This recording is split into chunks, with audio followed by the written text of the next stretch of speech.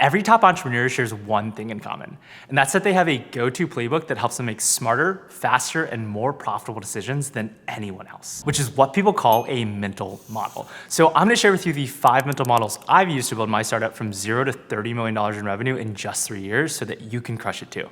So we're gonna start with a first mental model that's gonna help you envision your multi-billion-dollar company before going into later mental models that are gonna help you turn that idea into a reality. And then lastly, end off on a mental model that I believe is gonna help you become a master of the universe. So our first mental model was coined by none other than Brian Chesky, the founder of Airbnb. And that mental model is called the 10-star review, where in the early days of Airbnb, Brian started dreaming up what a 10-star experience on Airbnb might look like, where a 5-star experience on Airbnb is just a baseline, right? You show up to an Airbnb and it looks just like the photos. It was a really good price. It's in the center of the town. The host was really communicative. The Wi-Fi worked really well, and you slept like a baby. But the real value in this thought experiment is for you to think about how do you build a 10x better product than the rest of your competition through the lens of a 10-star review, where Brian started thinking about what does a 6-star experience look like? Where maybe you show up to the Airbnb and you show up and there's a bottle of wine there, and then the host stops by and says, hey, I've got a couple extra steaks from the grocery store.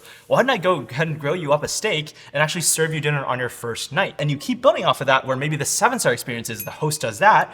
And then on top of that, they just surprise got you into the most coveted local restaurant that's a Michelin star restaurant, and also planned an entire secret private tour for you to explore this wonderful city that no one else gets to experience. And you keep building off of that and dreaming even bigger, where basically you get to the 10-star experience and you're like, what could this possibly look like? Where the host actually flies you in on a private jet, you show up to the place, and Taylor Swift and Drake are doing a private concert for you before you get picked up by a limousine to go party with the coolest people ever, and then you have a wonderful, wholesome experience back at home. And what happens when you do a thought experiment like this is you'll find it'll push your boundaries on what you believe you could do to exceed your customers' expectations. Like, it literally allows you to dream bigger. And in such a competitive market like today's market, in order to cut above the noise, you have to over deliver in those ways to satisfy any of our dopamine receptors. And so I want you to start thinking about, in whatever you do, what is your 10-star customer experience? Like, how could you absolutely blow your customers' socks off? Because if you do that, that then sets you up really well for this next mental model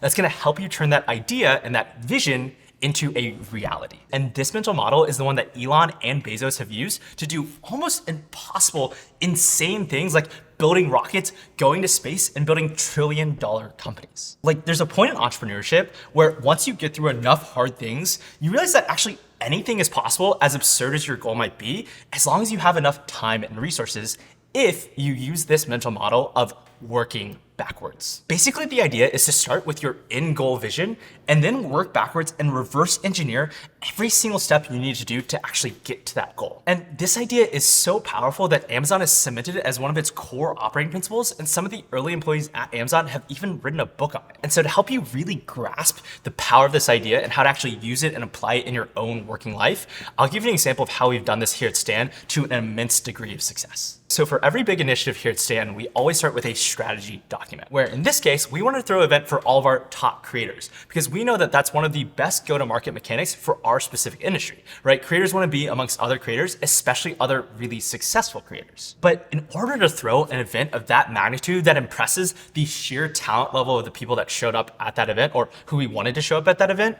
that budget would cost us hundreds of thousands of dollars, which for a startup at our size is a really meaningful and scary bet where the stakes are super high. And so we have to really think through, like, what makes spending all of this cash actually worth it? Like, what would actually make this a massive home run of an event? And so this then starts with the first step of working backwards, which is for you to define what success looks like. Where for this specific event, as I went through the envisioning exercise of what could make spending all this budget, time, and energy worth it, the ideal scenario that I came up with was that we cemented Stan's Collab Fest as the event for all of the top creator entrepreneurs, where there's a huge buzz out there where every creator entrepreneur is seeing all of the content from this specific event and saying, holy shit, next year I want to do everything possible to actually get invited to this event. And so the next step here is to take these pie in the sky output dream-like goals and tie them to clear measurable inputs, which in this case is something like making sure that 10 of the top creator entrepreneurs attend this event.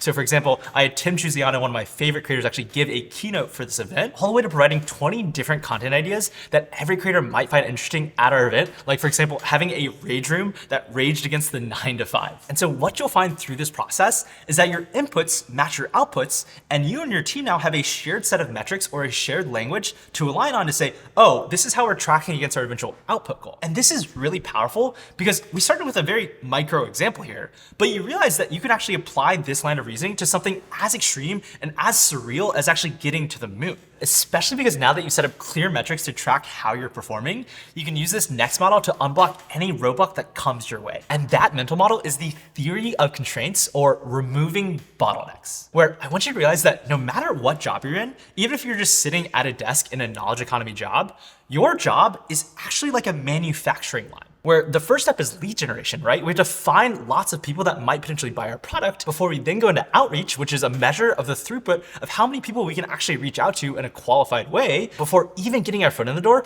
of pitching our product and closing the deal, and finally implementing those people into success on our platform. And the way to increase the output of any system, which is our job as entrepreneurs, right, is to grow our businesses, is to find the biggest bottleneck in your assembly line and fix it. It's kind of like a funnel where if your marketing sucks, no amount of sales effort is going to fix it. So as you think about the current state of your business right now, I want you to think about, where is everything getting stuck that I can just untangle and unleash a little bit more to grow my business even faster? And so if you think about my story starting Stan, every problem was a bottleneck problem. No one knew we existed or what we could actually do for them. Where once I figured out how to get people to know about us through me making content, I then had to ask myself, how do I 10x that result and build an organization that repeatedly acquires new customers without me having to be in the picture? Which then creates a new bottleneck of, how do you hire, manage, and train awesome people to actually build that organization with you? Applying this mental model is gonna help you unblock anything in a short-term and tactical way, which pairs super, super well with this next mental model,